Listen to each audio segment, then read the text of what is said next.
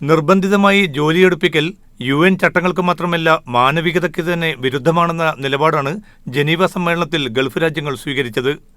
എല്ലാ ജോലിക്കാർക്കും മാന്യമായ തൊഴിൽ സാഹചര്യം ഒരുക്കാൻ തങ്ങൾ പ്രതിജ്ഞാബദ്ധമാണെന്ന് UAE തൊഴിൽകാര്യ മന്ത്രാലയം അണ്ടർ സെക്രട്ടറി ഹുമൈദ് ബിൻ ദീമാസ് വ്യക്തമാക്കി. ജോലിക്കാരായ എല്ലാവർക്കും ആവശ്യമായ പരിരക്ഷ ഉറപ്പാക്കാനും ഗൾഫ് രാജ്യങ്ങൾ നീക്കം നടത്തിയിട്ടുണ്ട്. അടിമവേലയ്ക്കും മറ്റുമെതിരെ ലോകതലത്തിൽ നടക്കുന്ന പ്രവർത്തനങ്ങളോട് പൂർണ്ണാർത്ഥത്തിൽ സഹകരിക്കാൻ ഗൾഫ് രാജ്യങ്ങൾ മുന്നിലുണ്ട്. ഗൾഫ് രാജ്യങ്ങൾക്കിടയിലെ മനുഷ്യക്കടത്ത് തടയുന്നതിനും ഫലപ്രദമായ നിയമനിർമ്മാണങ്ങൾ ഇതിനകം നടത്തിയതായും GCC രാജ്യങ്ങൾ വ്യക്തമാക്കി. 25 ലക്ഷത്തിലേറെ താൽക്കാലിക സ്വഭാവത്തിൽ ജോലിക്ക് വന്നവരാണ് ഗൾഫ് രാജ്യങ്ങളിൽ നിലവിലുള്ളത്. നിർബന്ധിത ജോലി ചെയ്യിക്കുന്നതിനെതിരെ അന്താരാഷ്ട്ര തൊഴിൽ സംഘടനയുമായി ചേർന്ന് ക്യാമ്പയിൻ പ്രവർത്തനങ്ങൾ മുന്നോട്ട് കൊണ്ടുപോകുമെന്നും ഹുമൈദ് ബിൻ ദീമാസ് വ്യക്തമാക്കി. സ്പോൺസർമാരെ മാറ്റാനുള്ള അവകാശവും സ്വതന്ത്ര സഞ്ചാരത്തിനുള്ള അനുമതിയും ഗൾഫിലെ ജോലിക്കാർക്ക് ഇപ്പോൾ തന്നെയുണ്ട്. കൃത്യമായി വേതനം ലഭിക്കുന്നതിനുള്ള സംവിധാനവും ഏർപ്പെടുത്തിയിട്ടുണ്ട്.